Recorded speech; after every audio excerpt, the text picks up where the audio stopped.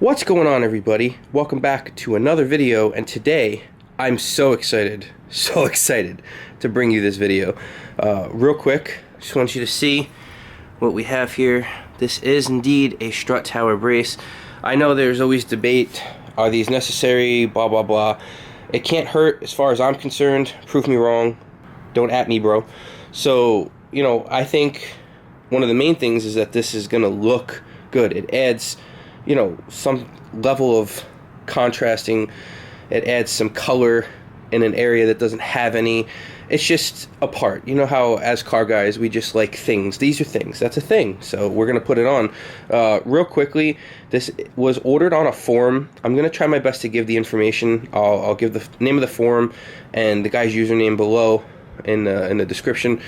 And the cool thing I like about this, more than other designs that I've seen in the past, is that this bolts right on top of the existing strut tower bolts. So basically this is the only hardware you get. There's 6, is there 6? Yeah, there's 6 little nut bolts situations here. And basically what this is gonna do is this is just gonna sit on top of here and there, and it's just gonna create a beautiful little piece of color matched red goodness on the back part of my firewall area here. There is going to be a slight bit of modification to this area. I believe from looking at it is this right here needs to be notched a tiny bit, which isn't a big deal. I'm not really stressing about that. So we're gonna cut that and then we're just gonna put this bar on top. So like I said, you don't have to take any of this off. It just sits on top of this and then bolts down.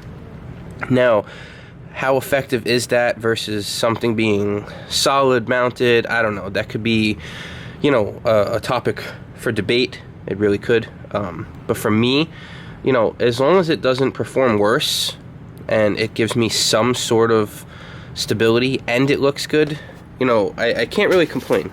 So I'm kind of easy to please when it comes to that situation, especially when it comes to adding something different to the engine base, something I haven't really seen before. You know, I'm all for that.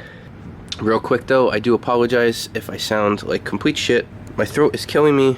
I feel like I'm getting sick and I'm too stubborn to go to the doctor, so I'm gonna try to fight it out like a typical male, and we'll see how that works, which will probably work out horribly. So we're gonna put this on, we're gonna notch this out, do a quick overview of what it looks like, and that'll be the video for today. So yeah. Alright guys, so this is the finished product. Everything installed very nicely. Let's talk about a few things though. This is how, by the way, excuse the dirt, this is horrible. This is how the strut tower bar sits. It just bolts right up to the top of the existing bolts. Do I know whether or not this is safe or whatever? No, I don't. I have no idea. I do, however, know that I've been driving it and it seems good. One little thing I want to talk about is after you initially install it and you go for a little bit of a drive, when you come back, the bolts are going to be a little bit loose, not much. Just retighten them down. That's all I really had to do. I've checked them since, 2 other times actually, and they haven't been loose at all. So not too bad. Clearance wise, we have lots of clearance. I'm going to go on that side right now. It comes down. What I will do is move this down a little bit to the bottom so that it's not close, so I'll have even more room, but it comes down. Now as far as what we had to notch off, it's really not that big of a deal. I just measured and cut off a tiniest little bit of plastic on the actual reservoir foot here on the bottom. It just gives enough so that you could sit it flush and flat. Yes, I do have to take this bar off. I guess in shipping it had the tiniest little nick. Really wouldn't bother many other people, but for me it bothers me, so I'm gonna fix that before I put it back on. But everything clears. It's nice. I will be doing a video soon. Billet Tech is mailing me a cover for this reservoir, so it's gonna be clear on satin sitting on top of this reservoir. I'm gonna have to obviously take the bar off to put that on. So while I have it off, I'm gonna fix this, and I'm gonna see about clearances. I should be fine. So we're gonna find out.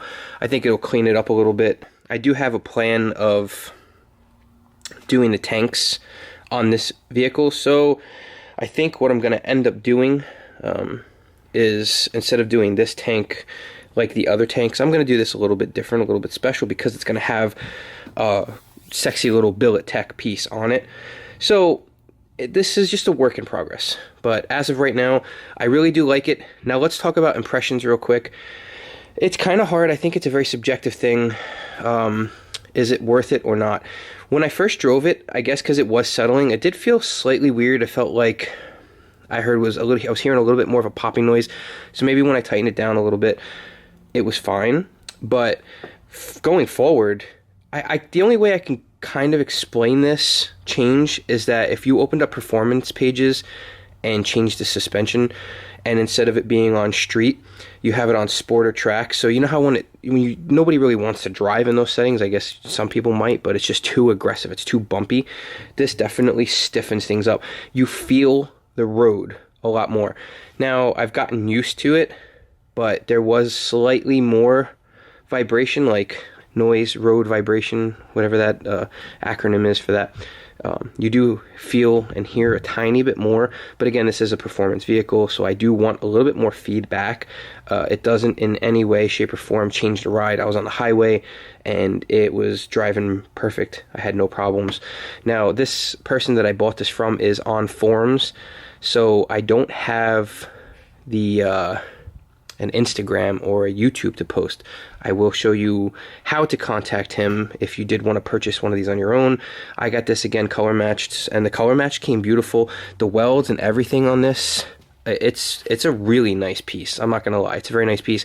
I would have preferred to have the Black Ops Auto bar, but because of this reservoir for the supercharger, it wouldn't work.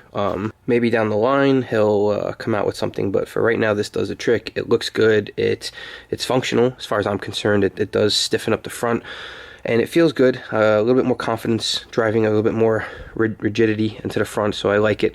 And yeah, so will it hold up on launching and this and that? I haven't really tested any of that shit yet, but I don't know. I just don't know. I'm hoping it does, but I don't know. So it's kind of a game of chance here. We're going to see.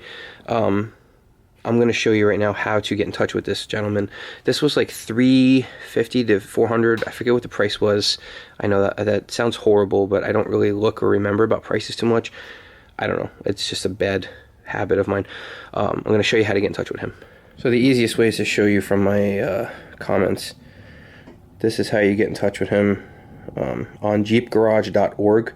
If you were to make an account, his username is G-IV space pilot. So just look for it.